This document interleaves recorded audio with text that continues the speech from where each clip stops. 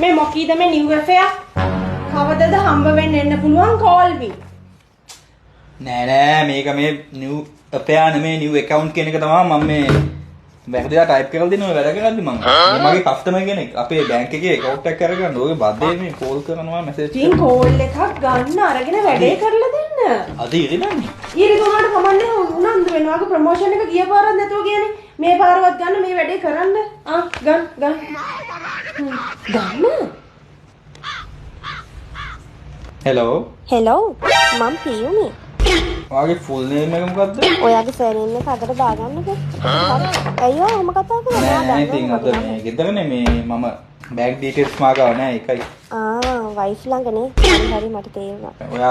ඔයා මේ පළවෙනි account එකද මගෙන් අරින නැත්නම් ඔයාට වෙන බැංක් වල account එකම තියනවද? නෑ පිස්සුද? ඔයා තමයි මගේ ෆස්ට්. ඔයාට කිසිම උමනාවක් නෑනේ අනේ මා එක්ක කතා කරන්න. නෑ එහෙම දෙයක් නෑ මේ මම ඉන්ට්‍රස්ට් නෑ බැංක් එකේ ඉන්ට්‍රස්ට් අපේ බැංක් එකේ ලොකු ඉන්ට්‍රස්ට් එකක් තියෙනවා. ඒ ගැන මේ බය වෙන්න එපා ඔයා. ඔයා හරි කම්මැලි යන්නේ. කිසිම උමනාවකින් නෙමෙයි මාත් එක්ක කතා කරන්නේ. නෑ මේ මම කම්මැලි නෑ. අපේ ඉතින් දන්නවනේ ගවර්න්මන්ට් බැංක් නේ ඉතින් මේ වැඩ පොඩ්ඩක් වෙන්නේ හිමීට. ප්‍රයිවට් බැංක් වගේ නෙමේ. ඇත්ත කියන්න බෑ. ඒ උනාටනේ ඔයා මට නිකන්වත් කෝල් එකක් ගන්න. හරි මේ ඒ දේවල් අපි සමුදර කතා කරමු.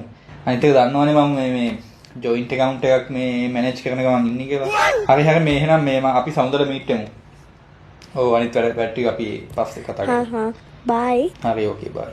මේ වැඩේ හරිනේ. ප්‍රොමෝෂන් එකක් හම්බෙයි. ඔයගොල්ලෝ විශ්වාසයි නේ.